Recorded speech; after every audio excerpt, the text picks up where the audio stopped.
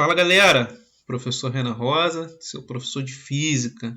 Pessoal, conforme eu tinha prometido aí para vocês, tá?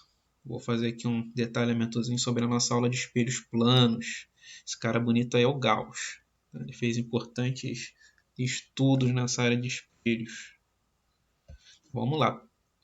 Bom, galera, primeira coisa que a gente tem que entender é o que é reflexão, tá? Dentro da nossa ótica, vai ser o seguinte, ó.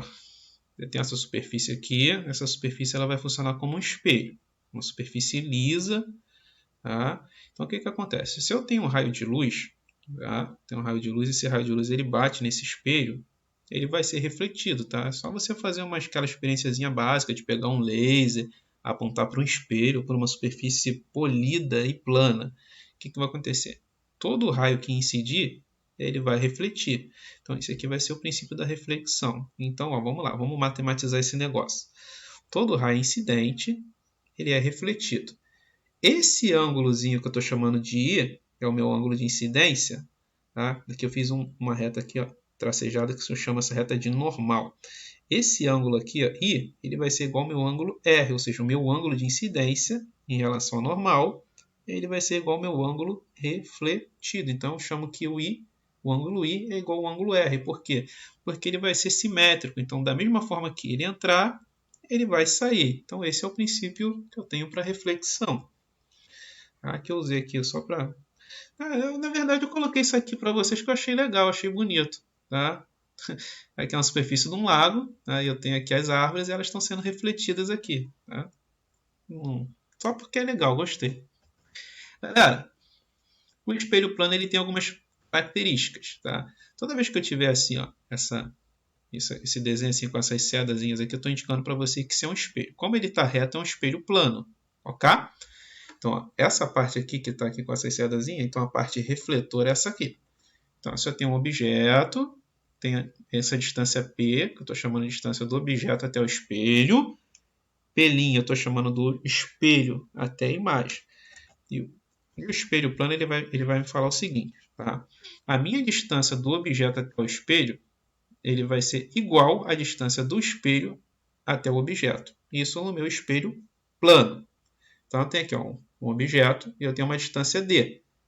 A minha imagem ela vai ser projetada desse lado de cá, atrás do espelho. Então, essa distância D vai ser igual à distância D'. Por quê? Porque eu estou trabalhando com um espelho plano. Então, estou falando isso para vocês. Ó, a distância de um objeto a um espelho plano é a mesma distância do espelho para a imagem. Tá? Ó, a distância do objeto para o espelho é a mesma distância do espelho para a imagem. Então, por isso que eu chamei esses caras de iguais. Ou a distância de um objeto a uma imagem gerada por um espelho plano vai ser o dobro da distância do objeto até o espelho ou da imagem até o espelho. Como assim, Renan? Vamos lá. Ó, a minha distância daqui do objeto até o espelho é uma.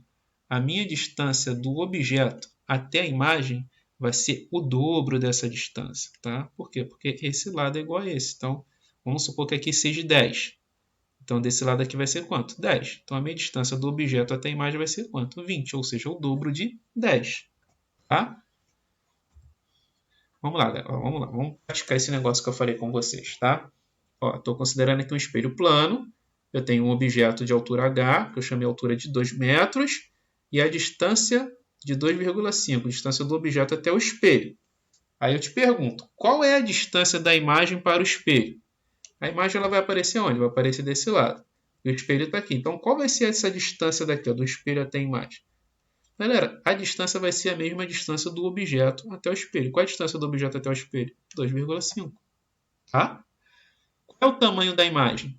A imagem ela tem o quê? Uma altura de 2 metros. A imagem ela vai ter a mesma altura, tá? Ela vai manter o mesmo. Ó. Se eu fizer uma linha aqui tracejada, ó, ela vai ter a mesma altura. Então, se ela tem uma altura de 2, o tamanho da imagem vai ser de 2 metros.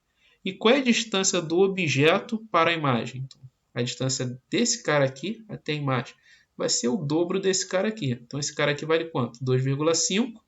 O dobro dele vai ser 5 metros. Ok? Número de imagens formada por dois espelhos planos. Então, eu tenho dois espelhos aqui associados. Isso vai me gerar, que se eu colocar um objeto aqui, ele vai me gerar várias imagens. Quem já participou daqueles brinquedos em parque, de sala de espelhos, tá? Já teve essa oportunidade de vivenciar, né, a sua imagem sendo refletida várias vezes de várias formas possíveis. Nesse caso aqui, nós estamos associando espelhos planos. Então, como é que eu calculo esse número de imagens? 360 graus dividido por alfa. Que alfa é esse, galera? O alfa vai ser o ângulo que eu vou formar entre os espelhos. Menos 1. Tá? Então, esse é o meu cálculo. Vamos fazer isso na prática. Ó. Eu tenho aqui dois espelhos planos. Tá? Eles estão associados entre si, eles formam um ângulo de 45 graus. Eu tenho um objeto. Quantas vezes esse objeto vai ter a sua imagem projetada nessa associação? Então vamos para a nossa fórmula. Ó. 360 dividido pelo ângulo menos 1. Que é o meu ângulo? 45 graus. Então 360 dividido por 45 menos 1. 360 dividido por 45 dá 8. 8 menos 1, 7. Então, se eu tiver dois espelhos formando entre si 45 graus, eu vou ter 7 imagens. Vamos botar mais um pouquinho de pimenta nesse negócio aqui. Ó, qual vai ser o ângulo formado por dois espelhos planos que fornecem 5 imagens de um objeto?